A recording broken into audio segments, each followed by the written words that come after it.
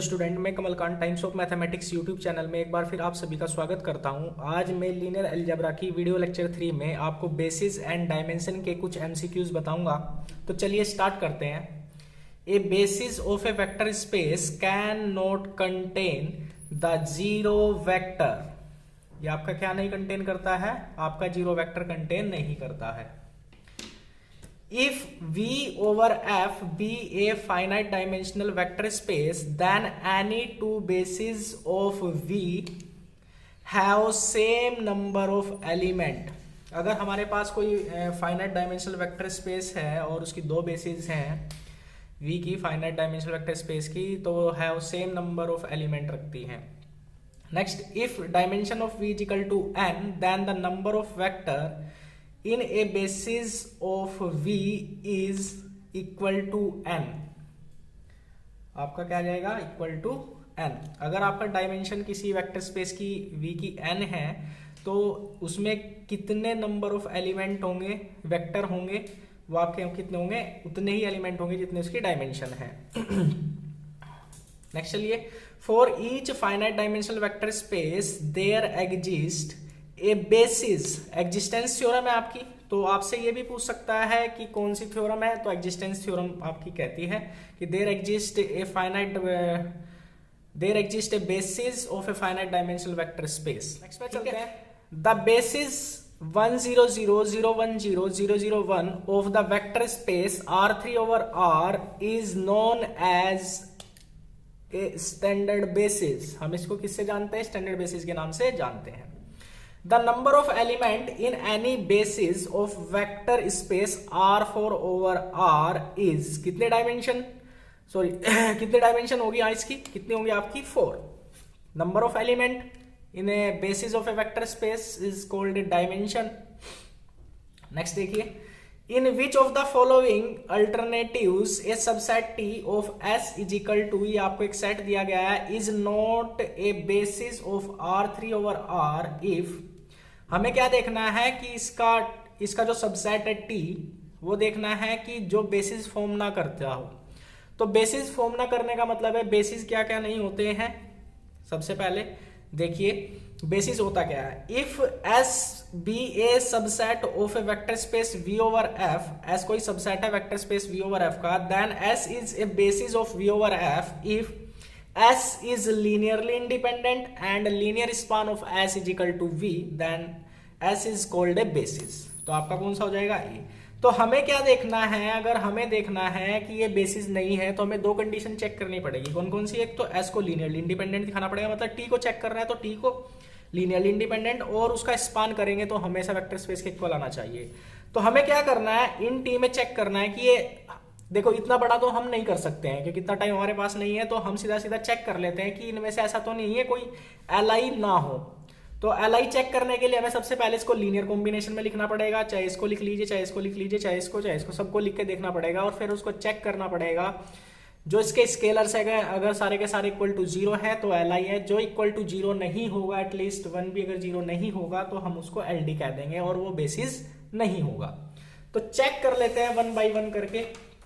देखिए, सबसे पहले मैं ए को चेक कर लेता हूं। सबसे पहले मैं इसको लीनियर कॉम्बिनेशन में लिख लेता हूं।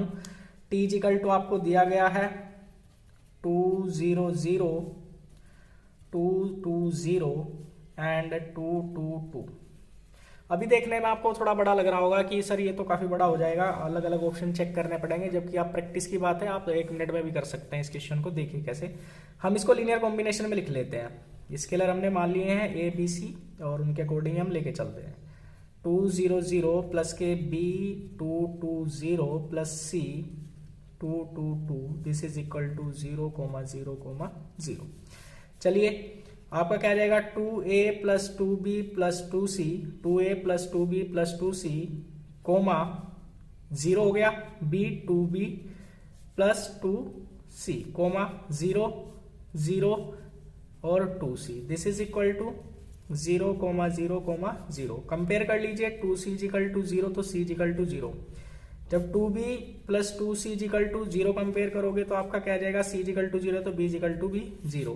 तो आपका क्या जाएगा? 2A plus 2B plus 2C is equal to zero, A C और बी जीरो तो A is equal to zero, मतलब ये एल आई हुए और ये स्पान करते हैं वेक्टर स्पेस को, किसको, R3 ओवर R को। नेक्स्ट चलिए, क्योंकि ये सबसेट है उसके किसके, एस के। सेकंड वाला बी वाला ऑप्शन देख लेते हैं, बी के भी चेक कर लेते हैं। आपको क्या दिया गया है, 2 0 0 2 2 2 एंड 0 2 0। इसको भी चेक कर लेते हैं, तो आपका क्या आ जाएगा लीनियर कॉम्बिनेशन में, A2 0 0 plus B2 2 2 plus C 0 2 0, this is equal to 0 0 0।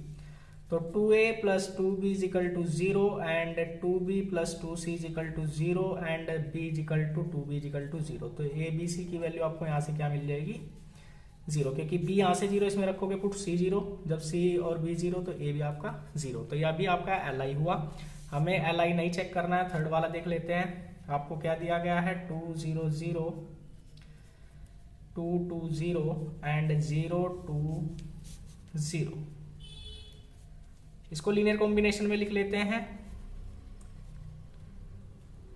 Plus C 0 2 0, this is equal to 0 0 0। तो आपका क्या आ जाएगा, 2A plus 2B is equal to 0 and 2B plus 2C is equal to 0 and बाकी सब 0 बाकी सब आपके 0 हैं। तो आपका देखिए यहाँ से क्या आ जाएगा, देखो ये किस पे हो रहा है, B is equal to C और A is equal to B। B किस पे डिपेंड हो रहा है, A पे, और C किस पे डिपेंड हो रहा है, B पे। तो ये आपके आपस में क्या है, डिपेंडेंट है। तो डिपेंडेंट है तो हमें वही चेक करना, तो आपका क्या आ जाएगा, C। ऐसे ही क्वेश्चन अगर और भी आते हैं आप चेक कर सकते हैं, LI चेक करना है केवल आपको, बाकी और सब चीजें इतना खास ध्यान नहीं देना, क्योंकि इतना बड़ा क्वेश्चन पूछा नहीं जाएगा, सीधा सीधा डायरेक्टली आप LI चेक कर सकते हैं। नेक्स्ट पर चलते हैं, the set S is equal to alpha plus i beta gamma plus i delta is a basis set of C over R if and only if. सबसे पहले में इसको बेसिस दिखाना है, तो सबसे पहले LI दिखाना पड़ेगा और फिर इसका स्पान करना पड़ेगा। जब हम इसका LI दिखाते हैं तो ये LI हो जाता है, और जब स्पान करते हैं हम तो आपका क्या आता है, डिवाइड में A डेल्टा माइनस के B gamma not equal to 0, equal to मतलब नॉट इक्वल टू 0, अगर ये 0 हो जाएगा तो डिवाइड में आपका पूरा पूरा 0 हो जाएगा। तो आप जब सोल्व करते हैं इसको, तो आप बेसिस जब चेक करोगे तो आपको देखना होगा, तो आप वहां से देख सकते हैं कि A delta minus B gamma not equal to 0। The number of element in any basis is dimension. किसी बेसिस के नंबर ऑफ एलिमेंट्स आपके किसको दिखाते हैं, डायमेंशन को दिखाते हैं। The dimension of zero space या नल स्पेस इज, तो डायमेंशन कितनी होती है नल स्पेस की या जीरो स्पेस की, आपकी क्या होती है, 0। नेक्स्ट पे चलते हैं, ईच सब space W of a finite dimensional vector space V over F of dimension n is a finite dimensional vector space with dimension W less than equal to n and V is equal to W if and only if dimension of V is equal to dimension of W। Similarly question और है ऐसा ही, if W is a proper सब space, वहां पे सब space था, ये प्रॉपर सब स्पेस है of a finite dimensional vector space, then W is a finite dimension and dimension of W is less than V। आपका क्या आ जाएगा, dimension of W is less than V। Next पे चलते हैं, basis of trivial space is null set या empty set, कुछ भी कह सकते हैं, तो बोथ B एंड C। तो हमेशा ट्रिवियल स्पेस या जीरो स्पेस की आपके बेसिस क्या होती है, नल सेट होती है या एम्प्टी सेट होती है। If W1, W2 are two subspaces of a finite dimensional vector space V over a field F, then इसके लिए आपका थ्योरम से आपकी कौन सी, dimension of W1 plus dimension of W2 is equal to dimension of W1 plus W2 plus dimension of W1 intersection W2। Next पर चलते हैं, let W1 and W2 be distinct subspace of V and that dimension of W1 is equal to 4, dimension of W2 is equal to 4 and dimension of V is equal to 6. The possible dimension of W1 intersection W2 is, तो आपकी W1 intersection W2 की dimension पूछ रहा है, possible dimension पूछ रहा है, तो फॉर्मूला तो आपका यही लगना है, लेकिन उसने आपको पॉसिबिलिटी पूछी है। आपको मैं करके दिखा देता हूं,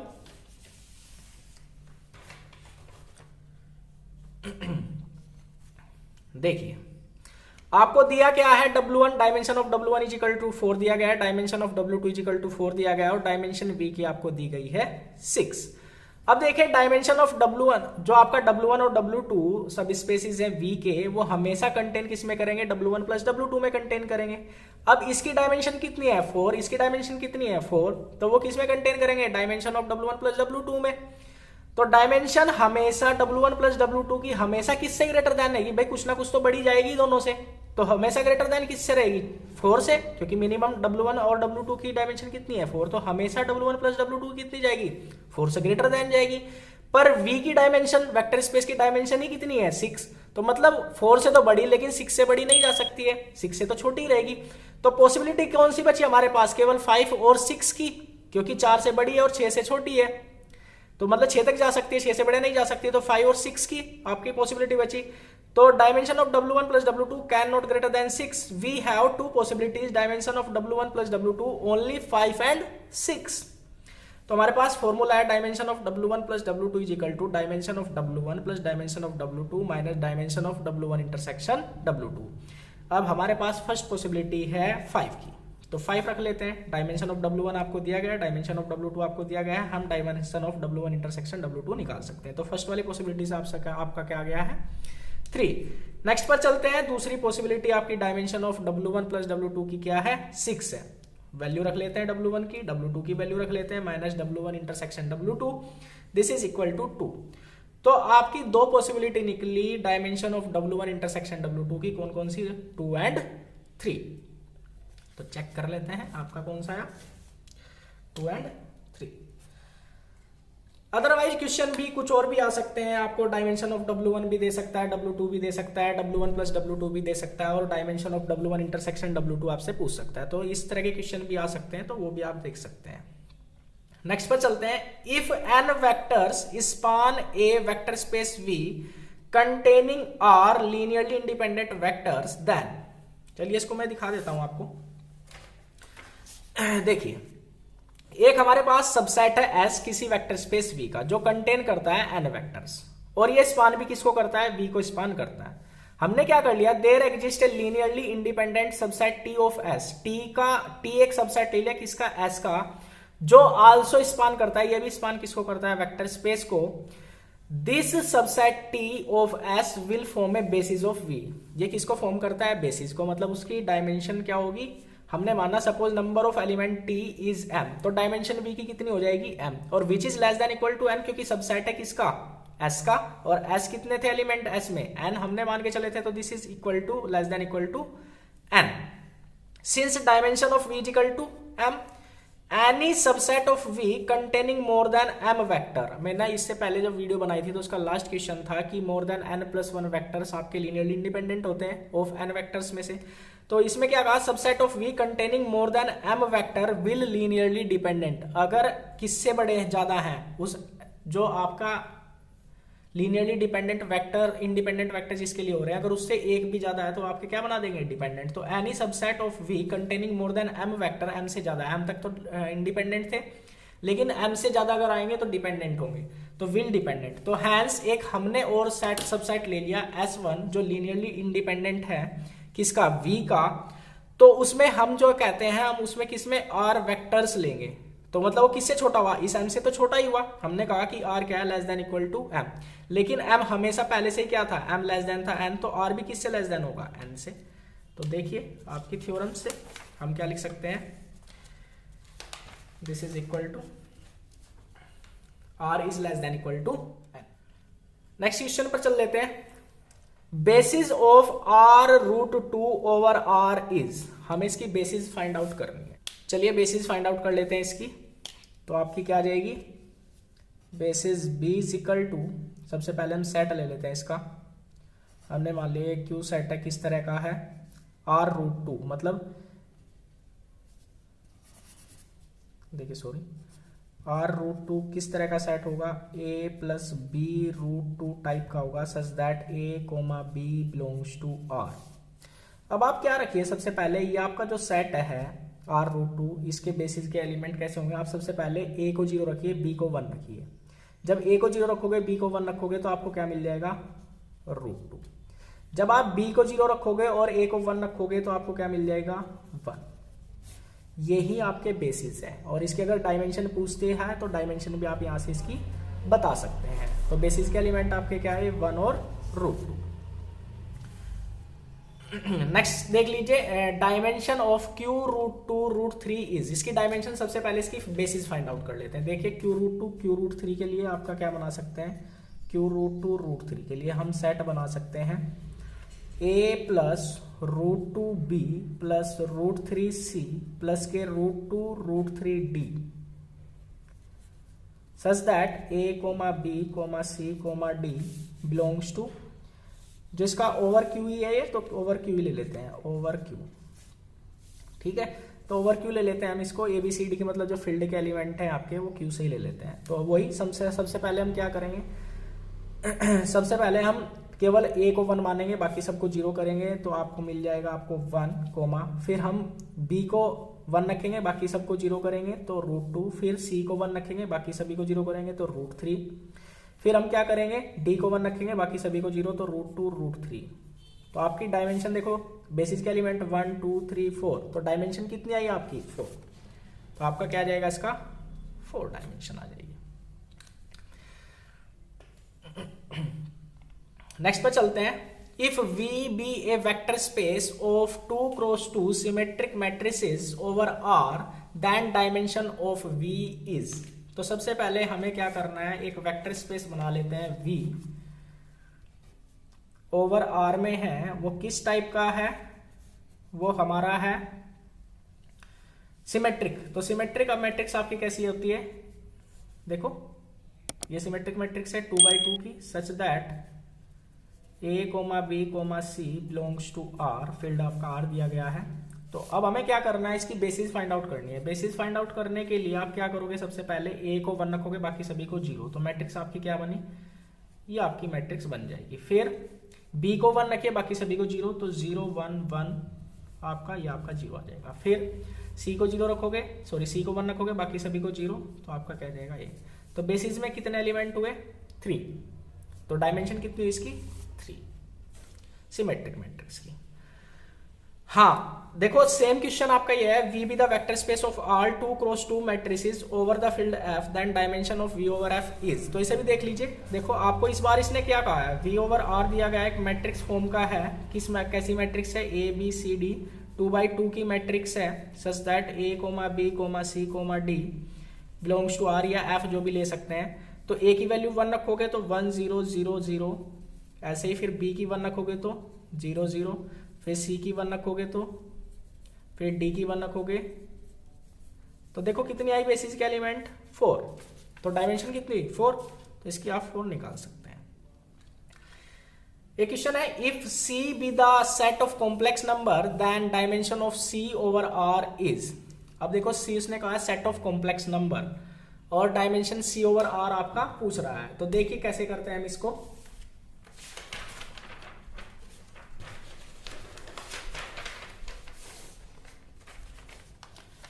देखिए C ओवर R की डायमेंशन आपसे पूछ रहा है। C ओवर R आपका सेट ऑफ कॉम्प्लेक्स नंबर है, तो मैं इसको C = A + IB की फॉर्म में लिख लेता हूं, such that A, B belongs to Z।